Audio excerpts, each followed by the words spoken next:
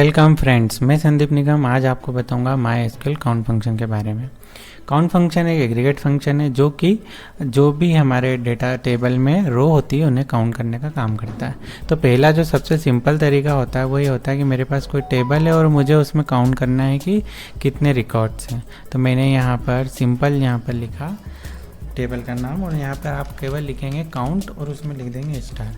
ऐसा करने से इस टेबल में जितनी भी रो है, यहाँ पर कितनी दिख रही है आपको 1 2 3 4, तो इसका जो रिटर्न आएगा वो आएगा 4। देखिए मैंने यहाँ पर एग्जीक्यूट किया तो यहाँ पर काउंट 4 है। यह पहला तरीका जो सिंपल तरीका हो गया। दूसरा तरीका आप क्या देख सकते हैं कि आप चाहते हैं कि मुझे क्लास वाइज कि 12th क्लास में कितने स्टूडेंट है और 11th क्लास में कितने स्टूडेंट है वो देखना है। तो मैं क्या करूँगा, यहाँ पर मुझे स्टूड क्लास देखना है तो हम यहाँ पर लिखेंगे स्टूड क्लास और साथ में हमें क्या करना है, काउंट लगाना है। तो हम यहाँ पर काउंट फंक्शन को लगा लेंगे।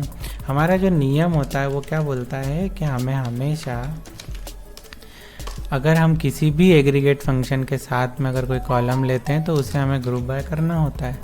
तो हम ग्रुप बाय करने के बाद जब इसे एग्जीक्यूट करेंगे तो देखिए 11 में एक स्टूडेंट था और 12th में 3 स्टूडेंट थे, जैसा कि आपने यहाँ पर देखा।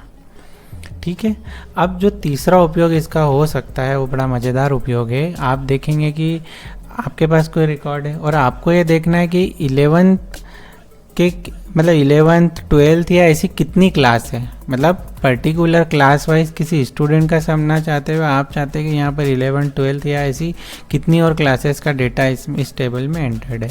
तो उस केस में आप क्या करेंगे, यहाँ पर आपको लगाना तो काउंट ही है और काउंट के साथ यहाँ पर स्टार नहीं देते हुए आप यहाँ पर क्या लगा देंगे, डिस्टिंक्ट। और डिस्टिंक्ट के साथ किस कॉलम को आप काउंट करना चाह रहे हैं वो है स्टूडेंट क्लास। तो डिस्टिंक्ट स्टूडेंट क्लास से क्या होगा कि यहाँ पर जो 11 12th है इसमें से 12th हट के केवल 2 ही डाटा हो जाएंगे, 11th और 12th, और 2 डाटा पे जब काउंट लगेगा तो वो क्या हो जाएगा, 2। तो आपका जो रिटर्न आएगा वो कुछ इस तरीके से 2 आएगा। तो इस तरह से भी आप काउंट का उपयोग कर सकते हैं, जो कि अगर इस तरह से डेटा होता है उसे काउंट कर लेता। अब यहाँ थोड़ा सा मैं चेंज करके बताता हूँ कि अगर यहाँ पर इसमें 12th की जगह पर यहाँ पर 10th होता और हम अगर इसे सेव करते, हमने यहाँ पे इसे सेव किया।